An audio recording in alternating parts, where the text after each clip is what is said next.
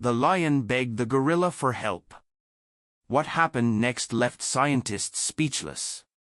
It began on a morning no one paid attention to, just another day in the sanctuary, where sunbeams broke through the trees like golden spears, and the air smelled of earth and sweat. Ranger Elias had walked these trails 100 times before, but this time something felt off. The jungle was too quiet. No monkey chatter, no bird calls, just stillness and the hum of something waiting. Elias paused near the edge of the southern boundary, where the trees thinned and the marsh began. His eyes scanned the thicket, then narrowed. Deep in the brush, something moved. A dark figure, large but not threatening, at least not to him. It was a gorilla, one he knew well, a silverback named Kazi. Once rescued as an orphan, now grown and powerful, the quiet guardian of the southern stretch. But something was wrong. Kazi didn't beat his chest, didn't posture, or warn. Instead, he was pacing tight, agitated loops. His eyes locked on Elias like he was begging him to follow. The gorilla let out a strange grunt, short and broken, before turning and disappearing into the trees. Elias's instincts kicked in. He dropped his pack and followed. Kazi didn't stop to look back. He moved like a shadow, weaving through the forest with urgency, forcing Elias to sprint to keep up. And then, suddenly, Kazi halted, frozen like stone beneath a sunlit opening. Elias stepped forward, breath caught in his throat. A lion, not just any lion, but a massive male, lay before him. His mane dulled with dirt, one paw mangled, blood soaking the earth beneath him. His leg was caught in an old metal snare, buried deep into the flesh. The lion's chest rose in shallow pants. His eyes, dulled with pain, looked not at Elias but at Kazi. And Kazi? He wasn't afraid. The gorilla approached slowly, not aggressively, not cautiously, but mournfully, as if he recognized something deeper than danger. The lion didn't growl, didn't resist. He simply blinked weakly and laid his head back down, surrendering to whatever came next. Elias stood frozen. This wasn't normal. A gorilla and a lion weren't meant to exist in the same moment like this. And yet, here they were, two kings of their world, one broken, one trying to help. Without wasting another second, Elias radioed for help. "We've got a lion in a poacher's snare. He's losing blood fast. Bring the kit. Bring everything back at the station." The team scrambled, but while the humans prepared, Kazi stayed. Not once did he leave the lion's side. He sat beside him, still and silent, as if offering something no medicine could give, presence. It was impossible to ignore the way the lion's breathing steadied whenever Kazi grunted softly. Elias watched it happen. Not a scientist, not a journalist, just a man who'd seen the wild for what it was, ruthless, brutal, and sometimes impossibly kind. By the time backup arrived, the sun was high, and time was running out. Elias administered the tranquilizer with practiced hands while others unpacked the bolt cutters. The snare had nearly cut to bone. One wrong move could cripple the lion permanently, or worse. Kazi backed up only once the humans closed in, but he didn't leave. He watched, waiting. And as the crew worked in tense silence, a question pulsed through Elias's mind like a drumbeat: how had Kazi found him? How did he know to come? And why would he care? None of it made sense. And yet, there it was, a gorilla who refused to let a lion die alone.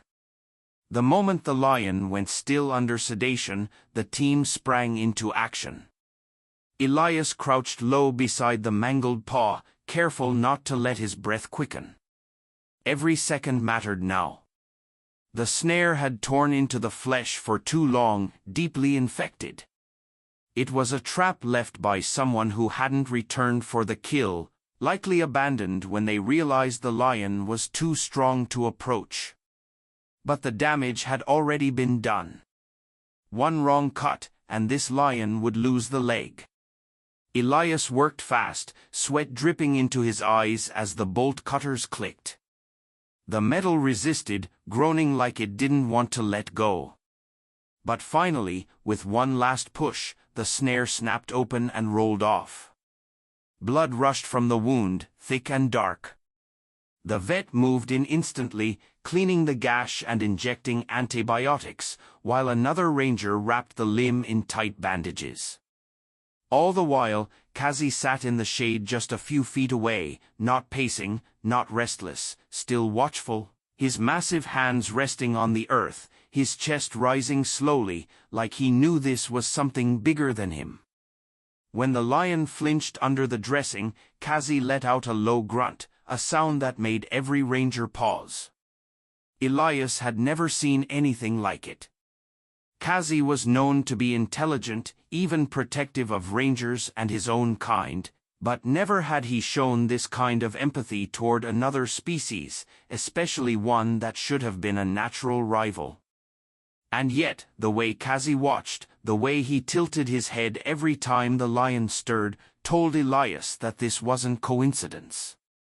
Something had passed between them, something unspoken, and it shook him to his core. They loaded the lion carefully onto a tarp-covered stretcher and lifted him into the back of the transport truck. The vehicle had barely started to pull away when Kazi rose to his feet. He followed them on foot through the trees, keeping pace beside the road, disappearing into the forest only to reappear moments later, always watching, always near. Back at the ranger station, the lion was placed in a reinforced recovery enclosure, lined with straw and shaded by thick canvas to keep the heat at bay. The team worked in shifts, monitoring his vitals, reapplying medicine, ensuring he stayed sedated just long enough to avoid unnecessary pain. But there was something no one could explain: how calm he remained. Even when he woke briefly, eyes cloudy with confusion, he didn't thrash. He didn't roar. His body stayed still because Kazi was there. He had followed the truck all the way to the station. No one saw him arrive, but when Elias stepped out to check the perimeter that evening, he found the great silverback sitting just beyond the fence, gazing silently into the lion's pen. Elias didn't shoo him away. He sat beside him. They watched the lion breathe together. By morning, the story had already begun to spread. Word traveled fast in the conservation community, and so did the footage. A drone had captured the moment Kazi approached the injured lion and refused to leave. Scientists began calling. Journalists sent emails, but Elias didn't respond. Not yet. This wasn't a story to be packaged and broadcast, not when it was still unfolding in real time, moment by breathtaking moment. The lion was stable now, not healed, but alive. Kazi remained close, resting near the enclosure's edge each day as if standing guard. And no one knew why. But Elias had a feeling. Somewhere out in the wild, something had happened. Something that bonded the king of the Daya forest with the king of the jungle. And as he watched them now, side by side, though divided by fence and instinct, he realized they didn't care about rules or roles or rivalry. All they had was each other, and that was enough. 3 days passed, and the lion still hadn't moved much. He was conscious now, eating in small amounts, blinking slowly when the staff approached, occasionally growling low when the pain crept in. But never once did he lash out. The team expected aggression. Instead, they got patience. And every time the lion stirred, he lifted his head and glanced toward the far side of the fence, toward the spot where Kazi always sat. Elias had started journaling everything, unsure why. Maybe because, deep down, he knew this was no ordinary wildlife case. Maybe because every instinct in his body told him they were witnessing something science couldn't explain. He watched Kazi every morning. The silverback didn't miss a day. He'd show up before sunrise, settle into the dirt, and simply sit. Hours would pass. Kazi wouldn't eat, wouldn't wander, just watched. By the 5th day, something changed. The lion stood slowly, painfully. His bandaged leg trembling under his weight, but he stood nonetheless. Everyone froze, unsure whether to intervene. Elias stayed perfectly still outside the enclosure, his hand lightly resting on the tranquilizer, just in case. But the lion didn't charge. He didn't snarl. He limped to the fence, pressed his body against the mesh, and rested his massive head down right across from where Kazi waited. Kazi shifted closer. His eyes scanned the lion's movements carefully. And then he did something that brought Elias to his knees. He reached out one huge black hand, resting lightly against the fence, fingers spread just inches from the lion's muzzle.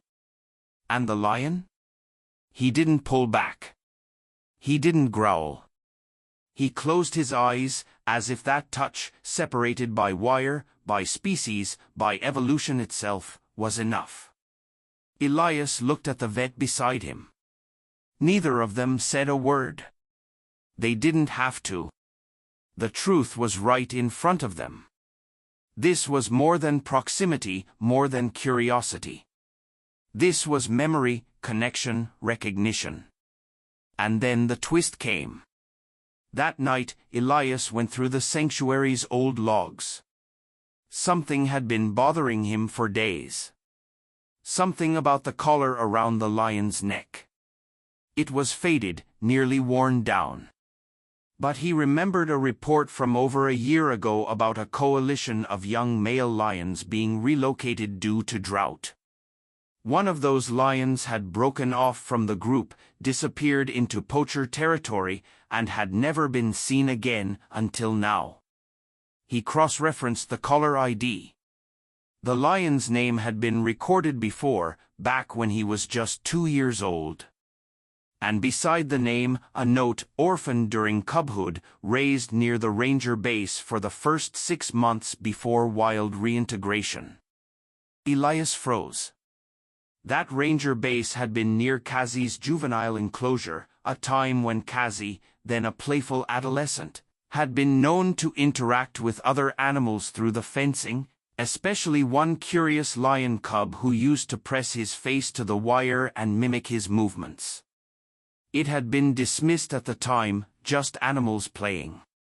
But what if it hadn't been? Elias sat back, the realization hitting him like a wave. This lion hadn't wandered into Kazi's territory by accident. He had remembered. In his pain, in his desperation, he had gone back to the one creature who had once seen him not as prey or predator, but as something more. And Kazi somehow had remembered him too. This was no ordinary rescue. This was a reunion, and the world needed to know. But before Elias could tell anyone, before he could even process the weight of it, something happened that made the entire team rush to the enclosure at once. The lion let out a cry, not of pain, but of warning. And Kazi stood up, eyes narrowed toward the tree line. Something, or someone, was coming, and it wasn't friendly. The roar came again, louder this time, laced with something no one could mistake. Threat. Elias turned toward the sound, heart pounding in his chest. Just as Kazi stood fully upright, nostrils flaring, fists clenched at his sides. The air changed. Whatever peace had surrounded the sanctuary shattered in a single breath. The lion paced, ears twitching, head lifted toward the jungle's edge. His wound had not yet healed, but instinct ignored pain. He knew that sound. Elias reached for his radio, but before he could press the button, the comms came to life with static and then a frantic voice. Poacher tracks found just west of the southern gate. Multiple signs, possibly armed. The words hit like a slap. Elias's worst fear had just stepped into reality. Within minutes, the sanctuary's internal alert system was triggered. Rangers scrambled to arm themselves. Vets rushed to reinforce the medical enclosures. But through it all, Elias couldn't stop watching Kazi. The silverback stood like a statue, eyes locked, not on the humans, but on the lion. There was something in his gaze. Not fear, not confusion, something much older, something rooted in memory and survival. The lion, injured as he was, didn't back away either. He hobbled to the edge of his pen, staring past the fence into the trees, as if daring whatever came next to try. And then everything went still. From the brush beyond the enclosure's edge, the leaves parted. 2 men stepped into view. Not sanctuary staff, not researchers, men in mud-streaked boots and faded shirts. One carrying a rifle, the other a machete slung low at his hip. They were inside the perimeter where they absolutely should not have been. Elias stepped forward, shouting to the others, but Kazi didn't wait. The silverback exploded forward, slamming his fists against the chain-link barrier of the lion's enclosure, letting out a guttural roar that tore through the air like thunder. The poachers froze. For a moment, their bravado cracked, the sight of the furious gorilla enough to give them pause. But one lifted the rifle. Elias saw the movement before the shot was fired. He lunged, grabbing his own tranq gun from the table behind him, but he was too slow. The rifle fired, a single echoing crack that rang through the sanctuary like a nightmare. The sound of metal on metal, sparks.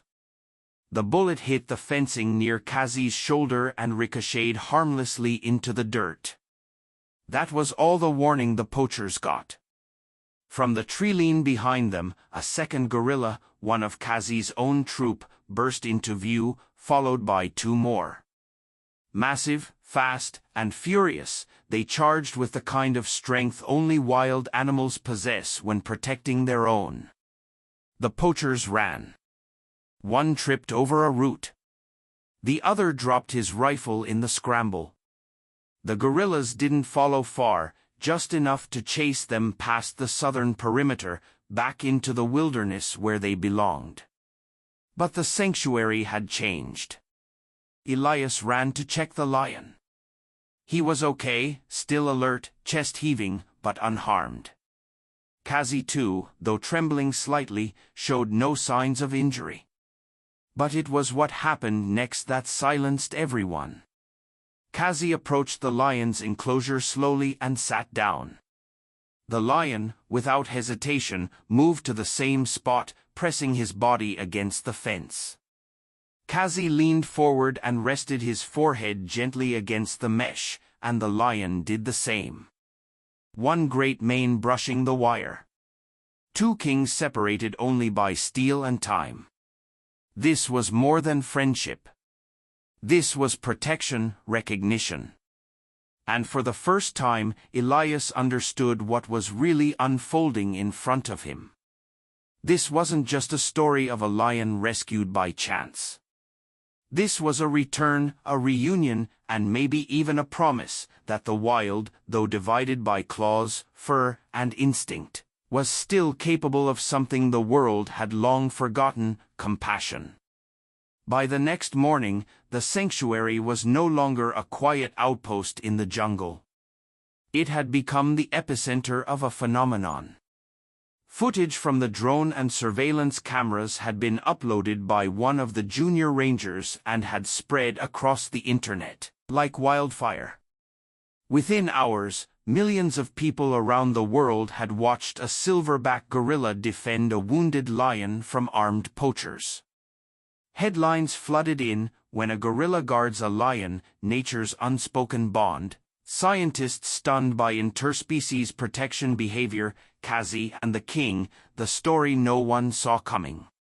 But inside the sanctuary, it wasn't about views or clicks. It was about survival.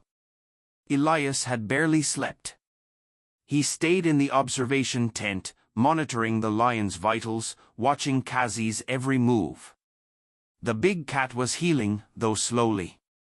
His leg still needed support, and they'd had to increase his antibiotics to fight off a brewing infection. But the way he responded to Kazi's presence was something even the lead veterinarian couldn't explain. His heart rate slowed. His muscles relaxed. He ate more. He slept more soundly. And Kazi never left. Elias received calls from research institutions. Biologists wanted to fly in to study the behavior. Primatologists asked for access to the footage. Wildlife activists pleaded with him not to separate the two creatures. Everyone had a theory. But no one had an answer to the question no one could ignore. Why did Kazi help him? Elias went back to the old footage, grainy video from 6 years ago, when Kazi was still a juvenile in rehabilitation. There it was, barely a 10-second clip. A young lion cub had approached the outer fencing, pawing at the chain-link wall, fascinated by the curious black figure on the other side. The juvenile gorilla had mimicked the cub's movements, playfully tapping back. The team had laughed, calling it cute, never imagining that a moment so small could mean so much. But maybe it had. Maybe it had been the beginning of something no one noticed until now. On the 7th night, something changed. The lion stood longer, pacing gently inside his enclosure. He rubbed his head against the wall nearest Kazi. His steps were stronger, more confident. But his eyes, they held something more than instinct. They held longing. Kazi watched him, occasionally touching the mesh. But now there was something else in his gaze, restlessness. Elias couldn't ignore it anymore. They needed to make a decision. Keep the lion under permanent sanctuary care, or prepare him for release. But what no one could answer was what that release would look like. Releasing a lion back into the wild with a partially healed leg was a risk. Doing it while he was bonded to a gorilla, uncharted territory. But keeping him here forever, behind a fence, separated from the world he belonged to, felt like betrayal. Elias stood by the pen and looked Kazi in the eyes. "You led him here," he whispered. "You protected him. And now what do we do next?" As if he understood, Kazi rose to his feet and walked along the fence line, matching the lion's slow pace. They moved together, silent shadows of two once wild things, both now changed by a connection no one had prepared for. The next day, the board called for a closed meeting. Elias presented his findings, the footage, the vet reports, the history. And then he made a proposal no one expected, not release, not confinement, but something new. A shared protected zone. A hybrid enclosure at the edge of the sanctuary, spacious, natural, minimally restricted. It would allow both animals access to their instincts, their independence, and their bond. There were protests, questions, doubts. But in the end, the answer was simple. They had already chosen each other. And now it was time to let the forest decide what came next. The morning of the release arrived quietly, without fanfare, no press, no cameras. Just a handful of rangers, one veterinarian, and Elias standing at the edge of the hybrid zone. The key to the enclosure gate resting cold in his palm. The forest was unusually still, as if nature itself held its breath. Inside the enclosure, the lion stood taller than he had in weeks. His coat had begun to shine again. The bandages were gone. He walked with a limp, yes, but it no longer looked like a weakness. It looked like memory. He had survived something that should have ended him. And he remembered every step of it. Kazi was already there, perched beneath a tree on the far side of the field. He had shown up before dawn, as if he sensed what was coming. His eyes never left the lion. But today his posture was different, less watchful, more ready. Elias opened the gate. It creaked slowly, swinging wide until the barrier between enclosure and forest dissolved into open space. The lion didn't rush. He stepped forward with quiet purpose, crossing the invisible threshold as if it were sacred. His nose lifted. He sniffed the air. And then, for a few long seconds, he paused. Kazi rose. They walked toward each other, not cautiously, not slowly, but with recognition. When they met in the middle of the field, there was no roar, no chest beating. The lion lowered his head, brushing it softly against Kazi's shoulder. And Kazi reached out, placing a hand gently against the lion's mane. It wasn't a show of dominance. It was gratitude. And somehow, everyone watching knew it. Elias blinked hard, trying to memorize the moment. He had spent his life among wild things, tracking them, protecting them, understanding them. But he had never seen anything like this. It wasn't just that a gorilla had saved a lion. It was that the lion had come to him in the first place. Because somewhere deep in his mind, buried under instincts and survival, was a memory of a friend he had once pressed paws against through a chain-link fence as a cub. And he had remembered. Over the next week, the sanctuary's hybrid zone became their shared territory. Kazi roamed the trees. The lion dozed under the sun. Sometimes they crossed paths and paused beside one another in companionable silence. Other times they wandered in different directions. No fences needed to keep them close. Scientists arrived. Reporters requested access. But Elias kept it all quiet for as long as he could. Some stories weren't meant to be picked apart by headlines and speculation. Some stories were meant to be felt. And this story, reminded everyone that the wild still held mysteries humans couldn't control. That maybe, in a world obsessed with lines and divisions, two creatures the world said should never meet had taught us something we'd long forgotten. Compassion doesn't require explanation. Loyalty doesn't obey species. And healing, real, deep healing, can come from the most unexpected bond. The footage would eventually go viral. The world would watch and wonder and debate. But by then, Kazi and the lion would be long gone, blending into the forest where they belonged. Free. Together. Elias stayed behind, watching their silhouettes disappear through the trees one final time. He didn't try to follow. Some stories aren't meant to be finished. They're meant to be passed down quietly, reverently, like a legend the jungle still whispers on the wind. And this one would never be forgotten.